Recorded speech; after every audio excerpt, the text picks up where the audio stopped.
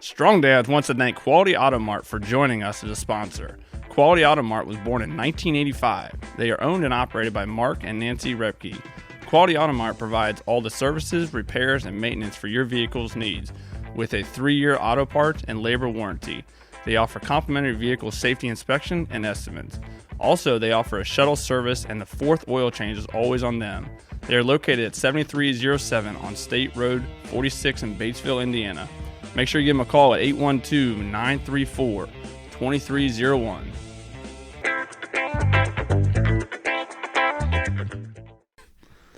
Welcome to Strong Dads. This is Merle Hutchinson being joined by Kyle Crawford, bringing you another great show on Strong Dads. What's going on, Kyle? Not much. Did you see what's going on in my backyard? I did. I pulled up today. I'm like, wow, he's actually doing it. It's actually happening. Yeah. After 2 years, we're doing a deck project, and guess who's doing the deck? Not you. Not me. That's the best part. You know how hard it was, though, to actually call a contractor in to do this? Not hard. There was a lot of pride and ego that I had between I was trying to save money and I've always done everything myself, and now to just go, you know what, it's too big of a project. But then, when I came in here, like, you know how nice it is to watch those guys? Sitting there drinking my coffee and watching some guys work in the backyard. I'm like, yeah, this is sweet. Pride's gone. It's out there. Whatever. I could get used to this. Yeah. Yep. Anyway, well, I was gonna bring up, speaking of your deck, because you don't have time. You have a new product coming to the market here. We got going on here. My kettle bar. Yeah, my kettle bar. So kettle bar was the product that I received a patent on back in the spring, and finally got my final prototype in. And it's just as slick as can be. And so now all fitness, right? It's all fitness, yeah. And so basically, it's really cool. It's like imagine a kettlebell being married to what we call a landmine in the gym, which essentially it's a joint that the weightlifting bar goes into and allows you to do some different types of activities. I kind of married that concept together and was able to get the patent for that. And so now we're producing. We got our first run is coming. And so when I get those, then we'll actually start we'll have a website and stuff like that where people can see them, and opportunities for people to come in the gym and start to play with them and use them and just see what they're about. So we've done one show in the gym. I think another show is we're gonna have to do a show on this. The kettle bar will kick your butt. The finisher allows you to determine how hard you're going to work. Okay. Because the table's holding the weight, and so it's just all about whether you want to turn up the intensity or not. Okay. Right. But the kettle bar, you're constantly playing with gravity, and so it's a different game, and so you can definitely ratchet up the intensity of it. All right. So, I like it. Yeah. So good deal. Well, let's get to today's show. We gotta all joking aside, we gotta get back into this. Yeah. Well, instead of strong bodies, you need to talk about some strong marriages. And so last week we talked about the marriage falling apart. We talked about it from the perspective of we said the man having the affair, and the reason why we kind of went after the man having the affair, cheating in the marriage, is because they are the primary perpetrator. Usually, that over 20% of affairs are originated through the man and not through the woman. I think it's closer to about half of that, 13% or so, from the woman. And so being strong dads, we said, well, let's call it out. Let's call it what it is, not make excuses. Like us men need to get our head out of our rear end on this deal and figure out, whoa, we better do better here. Yep. Because if the percentages are as high as 20+%, and that's just the ones that are actually claim. That we find out about, right? And so what about the uncaught? And so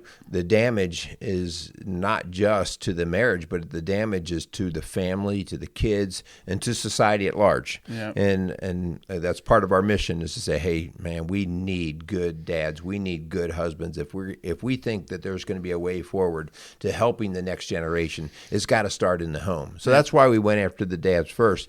But we also I talk to many men as well that are on the receiving end. They're the victims. Yeah. They found out that their wife had an affair on them, and so we don't want to push that aside. Like, that's a big deal. Yeah. And so today's show, we're going to be talking about What do you do if you find out that your wife had an affair? How do you get through that? What steps do you take? How do you heal? What do you do with your kids? And we're going to work through that perspective. I like it. I think it'll be a good show. I think we'll hopefully kind of tackle some stuff, man. If you guys are out there and if you're kind of like me in the sense of this topic doesn't necessarily hit a chord or hit something, man, statistics would show, and I'm sure with the rock style families that you and Linda do, having the numbers come into your coming into your doors where dealing with stuff like this, there are guys out there who are dealing with stuff. So stick with us as we kind of tackle this tough topic, and the hope is, even if this doesn't necessarily pertain to you, maybe there's something that we say that could help another dad out, another man out there that you can kind of pass along and share this show to them. So before we get into all that, let's thank our sponsor real quick, and then that'll leave lots of time to kind of tackle this tough topic. So Strong Dads, we want to thank Quality Auto Mart for coming alongside of us, a newer sponsor for us. So thanks so much for Mark and Nancy for supporting us, allowing us to keep putting shows out there. Really do appreciate them. Give them a call at 812-934-2301. They're down there in Batesville, Indiana, so check them out. Let them know how much we really do appreciate them. All right. Also, we want to thank Casey's Outdoor Solutions for continuing to be a longtime sponsor of the Strong Dads podcast. So for all your landscaping needs or any home decor, go visit Casey or outside of Lawrenceburg, Indiana, and just check out what he's got going on, whether it's something you need to decorate the house up or something on the outside with landscape. Casey has got you covered. Good deal. All right. So, last week, you had actually brought some of this up, and I wanted to touch back on it because I think sometimes we fly through it and don't realize where we might be. But it's kind of whenever you get shocked by some kind of news, if it's the death of a loved one, it's the loss of a job, it's an affair, it's a disease that you just found out that you have, there are the stages of grief. And the stages, you could say it's the processing of grief. Yes. Okay, what do I do with this information? All right. And everyone kind of has a different way of handling these kinds of things. And what happens is if you don't know where you are, you won't understand why your brain and your heart are doing what they're doing. Yep. Right. And so the stages of denial and anger and bargaining and depression and acceptance, I need to know where I'm at with these things because I could be making some very crazy, rash decisions, and they seem to make complete sense in the moment. Yes. And then 6 months down the road, I'm going, oh, my gosh, now I have even more problems. Yep. So understanding that when you get shocked by this type of news, that whether you like it or not, your brain and body are thrown in to a very traumatic scene. Yeah. And you have to learn to process it. So, I'd say right off the beginning here, please do not hesitate to get help. We'll even talk about that in the show here throughout, but don't hesitate to get help because this is where you get a more emotionally disconnected person, somebody who's not feeling your pain, but they can bring more logic in. They can help you reason better. They can be a sounding board versus you just allowing your emotions to run. Yep. Merle, I'm really glad you threw this into this show because in my training in the medic, part of my training, I did the fire side, but on the other side, we do the paramedic side. And we actually spend a great deal of time in that training talking about the stages of grief. And I think they're so I have seen them act out. I have myself gone through these stages with whatever is going on in my life. But I think it's really important to understand that these stages are real and people are going through them. And similar to some of the stuff we're going to talk about, it's not necessarily a 1 to 5, A to Z type formula where you're going to go through it in chronological order. Sometimes people jump around, but I think it's important to know that what we talked about last week. If you are the man that cheated on your wife, that your wife has to go through these grieving process. And now, on the flip side of that, if you have been cheated on from your spouse, you're going to go through this process. So I think this idea of denial and anger and bargaining and depression, acceptance, man, you're going to go through it if you've been cheated on, and your spouse is going to go through on it if she's been cheated on as well. So I just think these are really important, kind of pieces to the overall puzzle of this idea of the affair. Yeah. So, in talking about that, like, last week we talked about, well, what the man has to do if he's the one that was having the affair and he finally realizes, man, this isn't good. Okay. Yeah. So we went through the whole idea of how he stops that, and then how he could possibly restore the relationship if it's restorable. And so the same, if you're like wondering, like, well, you need to go back and listen to that show, even if you're on the victim side of things, because the same basic things have to happen, but now your brain works differently because you're on the different end, the receiving end of it. All right. Yep. So again, that's important to look at. But I want to talk about from the very get-go, all right? So from the get-go, and again, when we talk about victim, I could be talking to ladies right here, right now. They could be the victim as well, but we're just talking from the man perspective. From the get-go, we are in a discovery time, okay? So maybe you had suspicions, all right? Or maybe there was no suspicion and you just got this big wow notice, okay? But it is the discovery that will create this level of shock and awe, okay? You're blindsided. Even if it is a slow, like you had these suspicions over months and months, there's still this like, oh my gosh, why am I don't even like the idea that I have to be thinking about this, okay? And so we will sometimes resist thinking about it, like, no, my brain's just running on me. And so the discovery process is a big deal. Yeah. Right. Well, and we've talked a lot about this idea, with keeping emotions out of, trying to make logical decisions. Merle, I don't know about you, but I don't know how possibly you can keep emotions out of something this huge, right, in your life. I mean, what would be some of the things that you would recommend? So you have a man that came in and just went through the discovery process, and obviously emotions are running wild, as I can only imagine that would be the case. What would be some of the things as far as trying to because in order to think logically, emotions have to be kind of set secondary, right? So what are some of the recommendations you would say for that? So the very first thing we have to do is you have to get the facts first.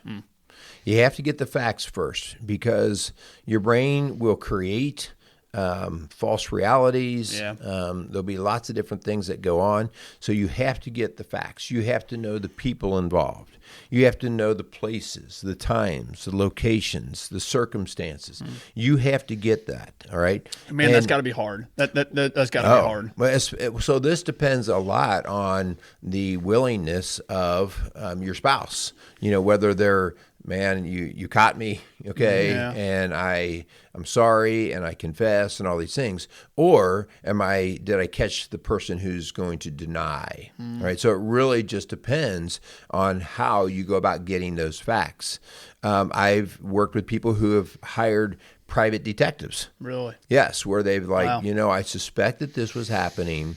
So a few months ago, I hired a private detective, and that detective went out and got the people, the places, the locations. Wow. Okay, because you're trying to base whatever you do off of the best information you have to make the best decisions, right?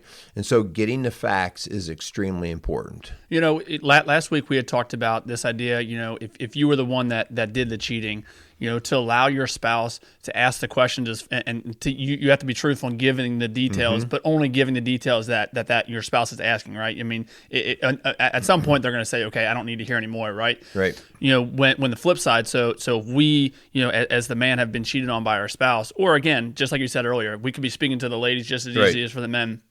What are, man, I've not been in this circumstance. When do you feel, is this just kind of a person by person as far as enough is enough, I don't want to hear anymore? Or is this something that you really encourage guys to find? Because again, we're chasing after the facts. We want to make sure these are hard evidence. We know for sure that this has happened. At what point is enough is enough? Like I've heard too much. It never is finished in one sitting, one discussion. Yeah. Okay.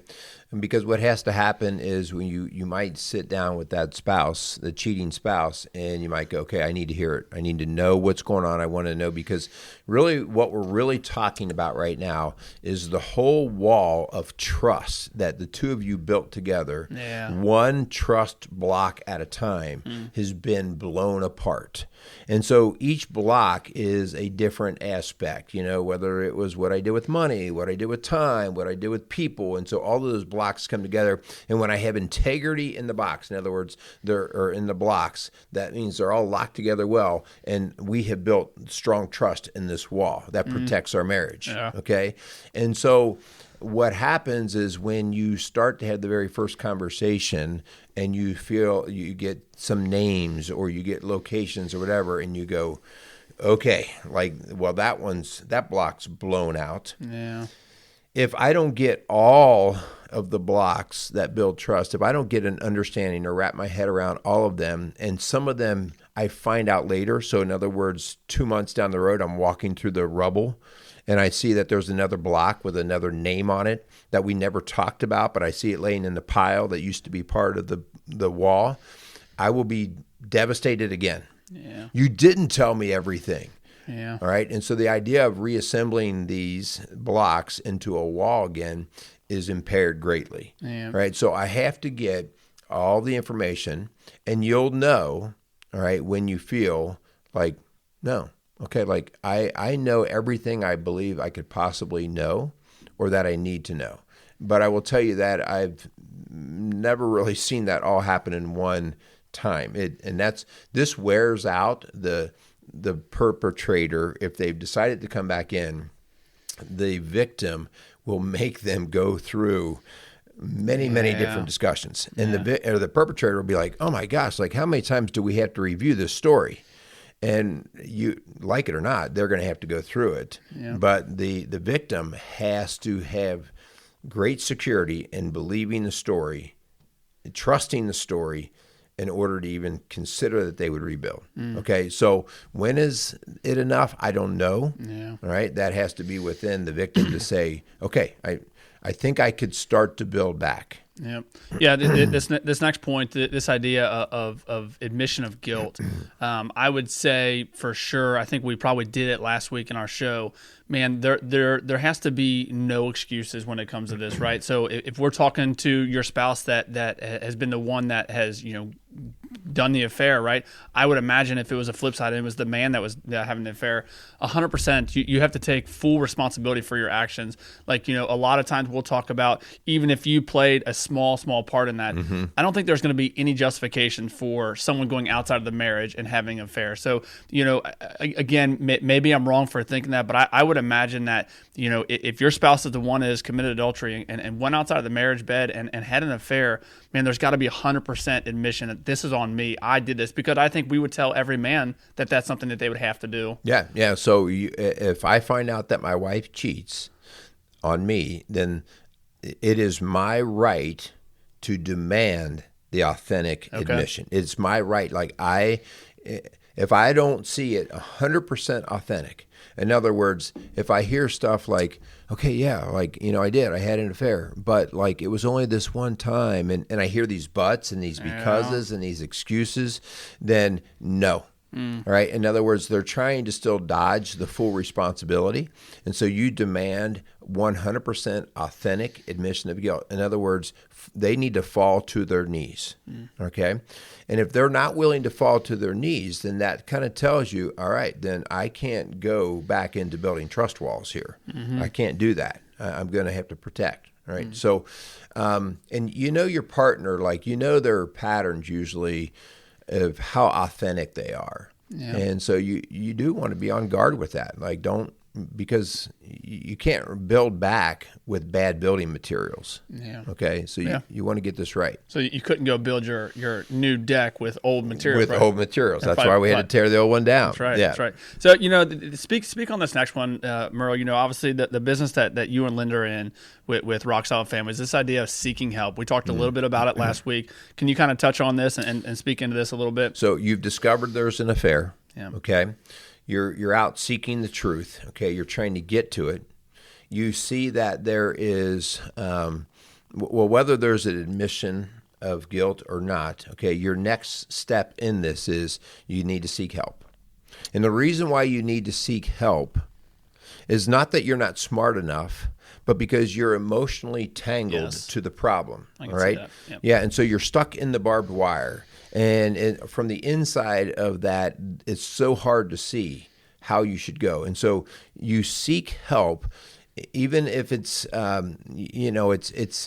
it needs to be an extremely well-trusted friend or a counselor, somebody trained in this, a pastor, a priest.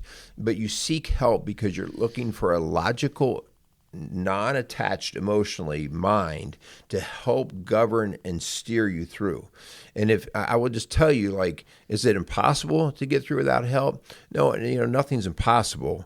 But the idea of how many times you will step on landmines because you can't see it because you're emotionally blinded by either the hurt or pain or whatever it is. So seek help. And I mean, I just can't emphasize it enough. I mean, that you can call Rock Solid Families, you can call anybody, but get some help here. Speaking of this idea of seeking help, to me, this kind of goes back to the last point we were talking about, this being 100% admission. To me, I would feel like those are almost intertwined, because if your spouse, the one that cheated on you, is not willing to go get the help because they think that they can figure it out themselves, I would imagine, again, not necessarily. I mean, I don't know anything about this world, but I would imagine that that's almost not admitting 100%. Like, oh, I can figure this out on my own. I would imagine this idea of seeking help comes right along with this idea of I'm 100% excuse free. This is all on me. Total ownership. Let's go fix this. Yes. Yeah. Yeah, it's critical for that reason, just for the ownership. So, all right, so we've discovered that this is going on, and now we are getting the facts, and we're looking for the truth, all right? And we've got some admissions of guilt, and we're trying to assess whether this is authentic or not, okay? We're getting some help, but here's something that we have to do. And so all of these things are taking place within the very first, week that we discover all of this. Yeah. Okay, these things are coming together. They're coming out fast. Okay, and so that's another thing that wears you out. Oftentimes people are like, I haven't slept all week. All right, and so the next thing that we really want to be concerned about or thinking about is stabilizing the home front. Right? Especially if there's kids, right? Yes, especially if there's kids. We have to stabilize the home front. And so what that means is, I always use the analogy a lot of, if I fractured my leg, that's a wow moment, right? I mean, there's an injury, there's a wound. And so I have to immediately stabilize that by putting a cast around it. And that is to help prevent all the outer forces from pulling on it on different stresses and angles and stuff, which won't allow it to heal right. So stabilizing the home, this oftentimes, all right, depending on the situation, oftentimes this means I want husband and wife separated physically. And the reason is because, that was the person who just blew your house up. Do you think you can really sleep in the same bed, or you think you can be in the same house? I mean, is it impossible? I don't know if it's impossible, but it definitely is going to be an outer force that's not going to allow you guys to create stability. So we oftentimes suggest a physical separation, all right, whether usually the perpetrator is the one that needs to be moving out, okay? But it is all about we have to assess the whole situation. Who's taking care of the kids? How who's taking care of just how things are running? But we stabilize the home front, and we get help wherever we need to, whether we need to get some people to help babysit kids or whatever. That's where we have to put some energy and stability of the home. Well, in this, will you speak into this a little bit? What will be some of your recommendations? So say there are kids involved. I'm a big believer in consistency with my kids. I want to be, approach my kids the same way, so on and so forth. How would you recommend going about? Because obviously they're going to see a huge change in this, right? They're going to see someone, if the separation is happening. How do we approach our kids? Again, I'm sure everything's age appropriate, but how do we approach our kids and tell them what is going on? But obviously, some details don't necessarily need to be told to our kids. What would be some of your recommendations on that? Man, this can get so sloppy because of the emotions. But first, like you just said, first off, age appropriate. Okay. Secondly is the people involved are still connected to these kids. All right, that's still their mom. Yep. All right, that's still their dad. Yep. And so the idea here that many parents, when they're hurt, they want to double down and bring the kids in so that everybody can feel the pain, and then bring on greater guilt to the perpetrator. And so do not get your kids involved in all this. All right, especially early on. Protect them from all the details. All right, especially young kids, and they're trying to do their own thing. They don't need to know all of the bloody details that you were seeking out early. Okay, Yeah. They don't need to know that. All right, because as all you're doing is you're contaminating them, and you're going to make their healing process even harder. So for right now, you protect them and you put boundaries up, and like, you know what, right now, Mom and I are just having some struggles, and we're trying to work through things. And so, you know what? We both still love you, and we're going to take care of you, and we just need you to just keep being you. You keep working on your schoolwork or your athletics or whatever. You just keep doing you. You let the adults take care of this business. Yeah. Okay. Yeah. You're talking about this idea of putting, setting those, solid boundaries. What about this idea of like expectations? Because just if I were to take out this idea of actually having an affair, this idea of expectations to me, if I were to, plug in work life, it's almost counterintuitive or, counteractive to put high expectations. You're going to achieve something that is unachievable. Right. So what are some of the things as far as setting our expectations up in this whole process that you would recommend? Expectations and boundaries are to be set by the victim. Okay. Right? Because they've lost control. That's the feeling they get. They lost control in the marriage, that the marriage went off the rails, and they feel like they've lost control. And so whenever trust is damaged that way, it's the victim that gets to say, well, if there's even a chance, here's what I need to have. If there's even a chance, here's what I need to see and feel and experience. And so the victim sets the boundaries and the expectations. And so maybe the victim says, you know what, like, I can't have you in the house right now. Okay, that's a boundary, right? I can't talk to you about these subjects. All right. I expect that I need you to continue to support the kids or whatever. But the victim gets to play on this. And here's the deal. The perpetrator, this is how we oftentimes can measure their authenticity. If the perpetrator is out there lawyering over, well, I don't like that boundary, or I don't like that expectation, and they're trying to prove their point and protect themselves, even though they were the guilty bird, then you start to get a measurement on how authentic they really are on trying to restore the relationship. Okay. So oftentimes if you try to set those boundaries and you find yourself in this battle back and forth, you are starting to get a picture of whether they are actually going to come around and try to restore. Yeah. Okay. So that's almost a good way to kind of assess the overall remorse and all this, so kind of speaking to that, so that, you kind of put this in bold, and I think it's really a good point to make, this idea that you can't make someone love you. This is we've talked all the time about this idea of love and how there's actions associated with that. Like, can you kind of talk a little bit about that? Man. So, if there is no remorse, okay, and we have to separate remorse, because sometimes there's remorse that the whole thing just got messy. I'm sorry that this is all blown up like this, okay? But I'm not actually sorry for wanting to go out and be with this other person, okay? Oh, wait. So, yeah, it's messy, but is it totally messy, right? And so you kind of have to assess, like, well, where's the level of remorse at, right? But then you have to go back to this idea, like, listen, as it pertains to me, does my wife still even want to be in love with me, right? And we know that love is one of the strangest things that God's ever created, because love is 100% based in choice. Yeah.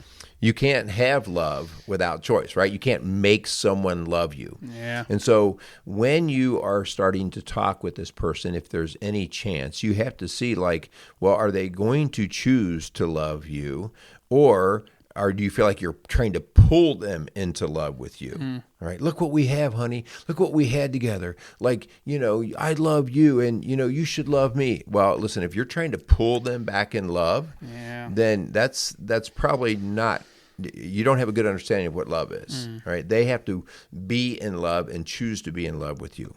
Yeah, that's good stuff. Merle, this idea of obviously, if you're the one that's hurt, if you're the man out there and your spouse went outside the marriage bed and cheated and had an affair, man, that forgiveness process has got to be tough. It's got to be tough. Again, just the business that you and Linda, I'm kind of referring to you on a lot of this stuff just because this is stuff that you guys deal with. What does that forgiveness process even look like for guys out there coming into your office? Well, so let's just say that there's no remorse, okay? Let's say that there's not this authentic guilt admission. There's not solid remorse. There's lots of little strings attached here and there. Then at that point, what we really have to do is we want to seek legal advice. Okay. That may mean hiring an attorney. It may mean talking to somebody who's a mediator, that can help walk you through this process. Okay.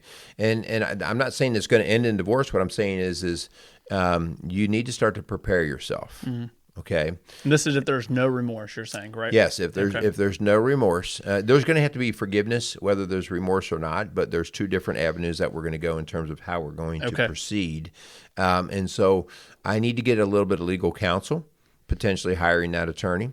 And I just need to kind of say, well, okay, listen, we've got all this stuff that we've created. We've got kids, we've got houses, we've got bills, we've got all these things we've created. Like, how do we walk through this? And getting that legal advice creates a sense of stability inside of you. Like, okay, at least now I'm starting to get a vision for what it would look like to move forward, right? But I want to point out what you just said about the forgiveness. If I go into this part and I see, okay, they're not remorseful, and I work with a vengeful heart, okay? Like, I'm so hurt, I'm so angry at her, like, I just wish the worst on her. She can just burn in hell as far as I'm concerned. I mean, I hear these kinds of things, right? Sure. From that level of hurt. What happens is, when you can't start on a forgiveness process, and I'm not trying to minimize like how easy that is, because it's not easy, but it completely wrecks your ability to live with any kind of health in your own spiritual life, in your own physical life, because that forgiveness, lack of forgiveness, creates such hurt and mean and nasty inside of you that it will color everything you do. It'll color how you parent. It'll color how you're going to work. It'll color how you interact with your attorney to see whether you need to screw her out of every dime or whatever it is. And so the forgiveness process is just you starting to go, okay, listen, I can't forget what she did. Yeah. But at this point, I can't wish anything bad on her. I want to pray for her. I want to pray that she gets right with God. I want to pray that she finds a level of peace. And now I just need to pray that God would protect me and the kids. And I just want to do things to move on and protect everybody. So I have to get into the forgiveness, because if I'm not, I'm always going into the fight. Yeah. And that's where people get hurt. Yeah. So forgiveness is about getting out of the fight. Yeah, when you were talking about the vengeance, my mind immediately went to, well, she did this to me, so I'm going to do this to her. Oh, yeah. And I can see kind of both of those mindsets coming in, man. I can't imagine how difficult that is. But again, just going through, I say this a lot, that two wrongs don't make a right, right? Just because she hurt you and crushed you, man, I can't imagine that you going and doing the same thing back to her is going to help mend and help that forgiveness process at all. We see it all the time. We see she has an affair on you, and you get all mad. You go through all these stages of grieving. You kind of think that things are a little bit better. And then because you haven't quite forgiven, then 6 months, a year, 2 years down the road, you somehow give yourself permission to do the same to her. Yeah. All right? Because, listen, even if you get caught, you can always say, well, you did it too. All right? Well, you're seeking revenge. Yep. Okay. And so, again, we're looking at the restoration of the marriage, but the family. And so we're not doing any good by seeking revenge. Yeah. Merle, as we kind of move through this, this idea of divorce, we were talking about, especially if there is no remorse, there is no, kind of going through the stages of kind of working through this and there is no the remorse in the sense of trying to make this better. and kind of making it right and making it whole. Obviously, we talked in the first show, this is going to be a long process. When we kind of talk a little bit about this idea of maybe we've moved to the place where there is no, we can't fix this relationship, and we get to the point of potential for divorce. I know in reading through Scripture what the Bible has talked about and talks about with this idea of divorce. What are some of the biblical grounds, or what are some reasons why divorce is acceptable, as far as, because we are strong dads here, we are faith-based, we want to do right by God, we want to feel like we are doing what is biblically sounded and biblically founded. Can you kind of walk us through some of this idea? Well, the passage, the scripture that people in the church quickly go to, the grounds for divorce, okay, and one of the grounds for divorce is adultery, okay? So Matthew 5:32 says, "But I tell you that anyone who divorces his wife except for sexual immorality," okay, so except for sexual immorality, "makes her the victim of adultery, and anyone who marries a divorced woman commits adultery." So the whole idea that except for immorality, in other words, going outside of the marriage. So if that happens, then you kind of have a ticket for the divorce, okay? But that doesn't mean because adultery happened that we should get divorced. It just because we're looking at a lot of other things, like, are they remorseful or not? Yeah. But let's not go there yet. Okay. Right. Let's go with the idea, like, you know what? I'm seeing some remorse. Yeah. I'm seeing that they've come. They recognize what they've done. They made some bad choices and so on. So,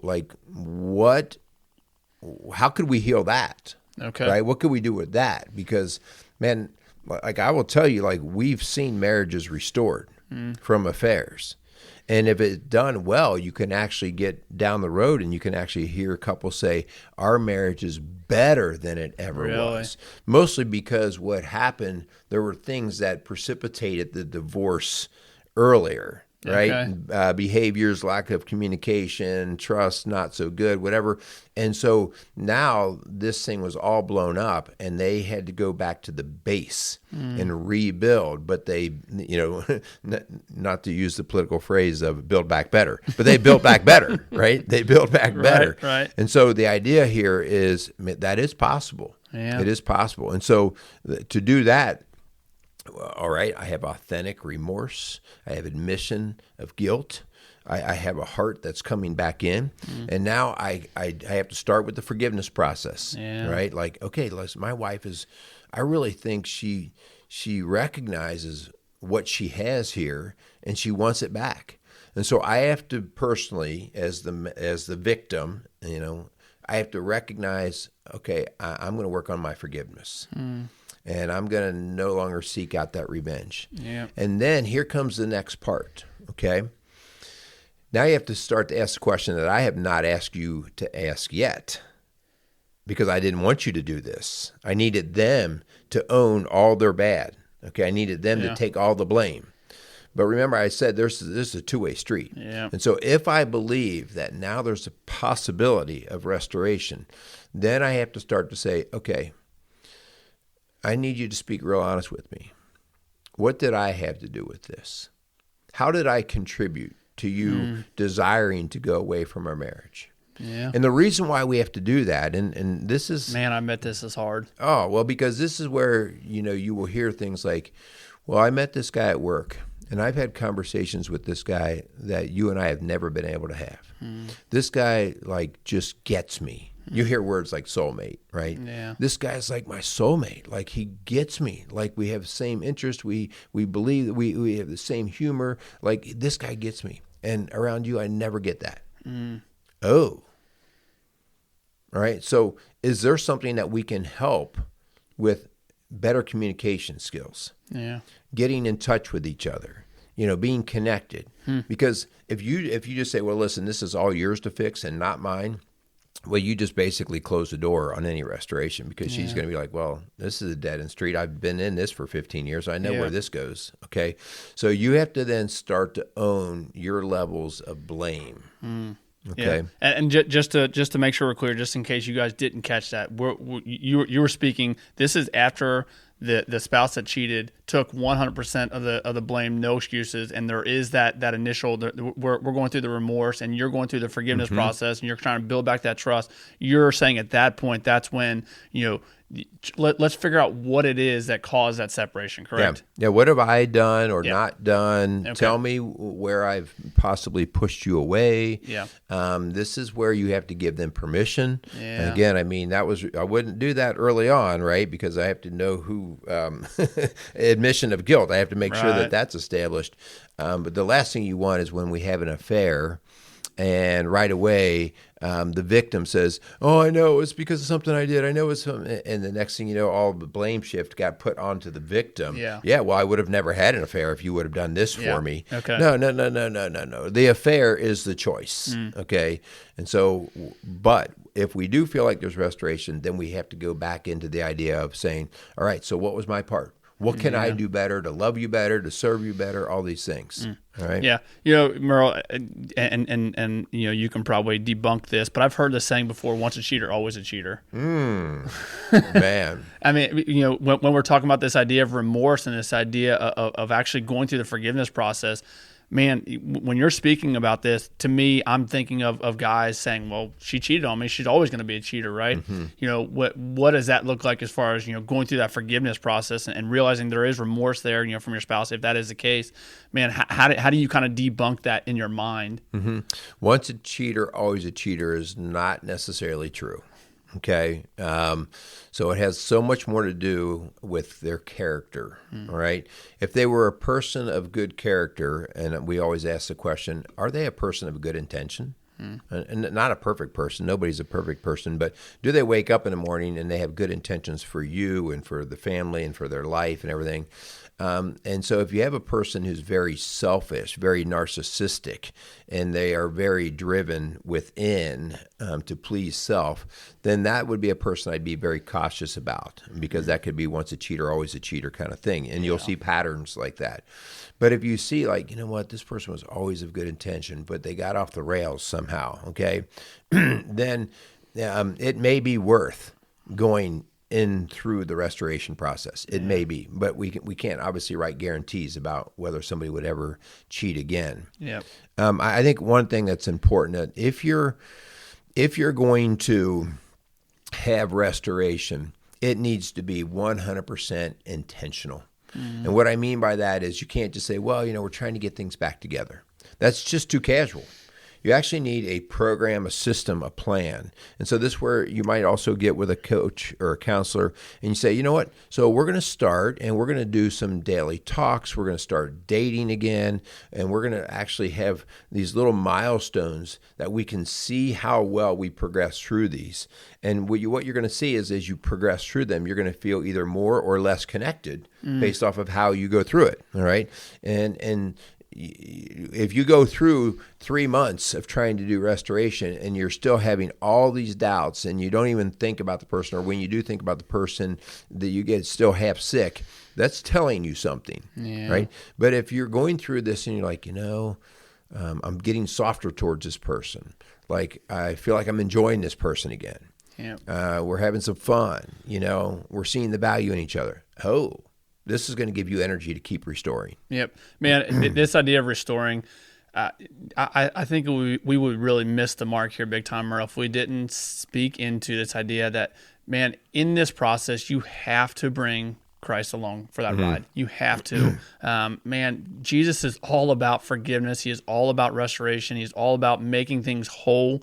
Man, I think what better way, to incorporate Christ into your marriage, into your struggles, than something as significant as this. Man, if there was ever a person who could really be a part of this process and help the restoration, it would have to be Jesus. Yeah, I mean, he is the author and the creator of restoration, right? Because we are already divorced from him. Yes. That's what sin is. Yep. And so the idea that this is a new idea and nobody's experienced is just like, you don't get the faith idea. You don't get Christianity. Yep. So like I want to study the Word. I want to study Scripture and really learn things like forgiveness, grace, mercy, because these are the things that Christ brought to us that are not of our human nature. They are only of God's nature. Yeah. My human nature is, I need to end this and that's where that's where the vengeance comes in. That's where the vengeance comes in. That's human nature. Yep. And the next level up is, well, no, let's get out of human nature and let's go to God's nature. Well, what would that look like?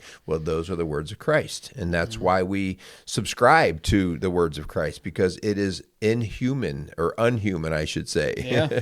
Yeah. It's crazy. But he then proves to us that when we go through forgiveness and grace and mercy, and we do this well, that we have something better than ever. Yep. As you kind of move through all this, there's going to be different ways that everyone goes through the healing process. We talked before, I think the stages of grief are for sure a part of that. Merle, touch on a little bit about the idea of unhealthy versus healthy healing, kind of going through this process. So we talked before last week about people will seek comfort. All right. So if you're in that victim status, you will try to just feel better. Like, I haven't been sleeping. I'm anxious. I'm angry. All these things, and so many people just want to feel better, right? And so there's different ways to feel better. One could be a 6-pack of beer, right? One could be smoking a joint. One could be taking some pills. One could be having sex with somebody we don't even know, right? It could be chasing my work, right? And so we have to understand that these might feel good in the moment, but are they going to be beneficial to long-term health? Yep. And if the next thing you know, I now have a drug addiction because I felt good in the moment when I started to use these drugs, now I've compounded the pain and damage. And so healthy healing is important. So we really emphasize the things that they sound so elementary, but this is where I actually want you working out. Yep. I want you eating right. I want you staying away from excessive amounts of alcohol, especially if it's something that you're attracted to. I want you to stay off of porn. I want you to stay away from these things that just are instant feel goods. Yep, that get you the high dopamine, fixes that your body kind of wants, but you have to be, you have to be the strong man here and realize that that's not going to be beneficial for you. Yeah, surround yourself with those healthy people. Yeah. Okay, surround yourself with good, healthy people. And so this is where, like you just referenced before Christ, like this is where I'm going to start to try to seek some peace in my faith, right? And studying what Christ would do. Yeah. Right. And taking care of the mind and making sure I'm only bringing the good stuff in. Yep. Taking care of the things that are important to you. Like this is a time, and again, we want to be careful, but this is a great time to feed into your kids, but not let your kids be your pacifier. Okay. Yeah. But I want to make sure my kids are being taken care of and just loved well. But don't let your kids be the thing that try to make you feel good and don't let you heal properly. Yeah. Man, I would say that this would be a great time to, obviously there's that restoration that has to happen from both sides. Man, I would say if you're out there and your spouse has cheated on you, man, I would really encourage you to go find an accountability partner. Yes, seeking the professional help, a trusted friend, because your mind, I know my mind would, if God forbid I was ever in a situation like this, I know my mind would run wild. And that idea of vengeance and that idea of finding, gravitating to things that are going to give me that high dopamine fix, man, I would have to have someone in my life to speak truth. To be able to almost take the emotion out of it and speak logically into my life. Like, no, you're not going to go to the bar tonight. You're not going to do X, Y, Z, right? I would imagine that this is going to be something, man, I would just really encourage you to go find that. Because I know for me, just in all avenues of my life, my accountability partners are huge for me. Yeah, because in our mind, we have justified anger, right? Like, hey, I am justified to seek revenge or to do these things. And, from a human perspective, that makes total sense. Yep. But from a God perspective, he's the only one justified, right? And so trying to work it within his way and try to get settled that in that way it's just a whole different level. Yep. Hey, we're going to wrap this whole thing up. No matter, again, we talked about this before, the idea of I don't need to have somebody tell me that having affairs or cheating is sinful. Because all I have to do is experience it, and I know from the level of pain and hurt that it causes that something must be wrong with it. Yep. And so if you are involved in something like this, if you are the victim, as the man, if you're the victim, all right, get help, all right? Get help sooner rather than later. Don't act like you can muddle through it. The reason why you can't muddle through it is because your brain can't very well think logically, and it will justify and rationalize all kinds of things that create bigger problems. It's kind of the reason why I hired somebody to build my deck, because in my mind I could justify why I would do it, and then I would be angry and bothered and upset over the next 6 months because it wasn't being done fast enough, well enough, all of these different things. And so sometimes you call in the experts, okay? Yep. And so this is a perfect time for you to humble yourself and ask for some help. Get the accountability partners. Yep. Get involved in your faith. Try to seek out, what would Jesus do in this situation? Yep, good stuff, man. I know these topics are not necessarily, sometimes they're not fun to listen to. They're not always fun to talk about. But, similar to what we're talking, some of the statistics would show that you guys are out there dealing with it, right? So all know somebody who is, if you're not. Exactly. So I think, here at Strong Dads, we're going to tackle some of these hard topics. We're going to continue to keep plugging away and keep, tackling some of these hard topics that you guys are going through, some of the stuff that Merle and I are going through. We're going to continue to talk about it. So thanks so much for sticking with us through this little mini series. Although they're not, they're hard to do, but we're going to continue tackling them. We're going to do something fun next week. Okay, yeah, we got to lighten Maybe it up we'll a little sit out on the deck and watch the guys finish up and drink coffee and talk about them. They might come up and join us and nothing will get done. I like it. All right, we do want to thank all you guys. Hey, give us a 5-star rating, share these shows, continue to subscribe to the channel. Greatly appreciate all of you. We want to thank our sponsors. Did you thank them already? I did not. Okay, so we don't want to forget that. We want to thank Quality Auto Mart and Casey's Outdoor Solutions for coming alongside of Strong Dads and just helping us put these kind of messages out. So thanks to all of you guys. Yep. Good deal, man. If this topic kind of struck a nerve with you, and you need to seek out and look for that counselor that we were talking about, I know Merle and Linda would love to come alongside of you. Reach out to them, Rock Style Families. They are there for you guys. They're going to use biblical founded principles to help you walk alongside some of these difficult things that are going on in your marriage or your family. So reach out to them. Go out there and be a strong dad. Casey's is a premier garden center and gift shop located in Lawrenceburg, Indiana. Casey's offers a wide selection of plants, landscaping materials, home and garden decor, and gifts for every occasion.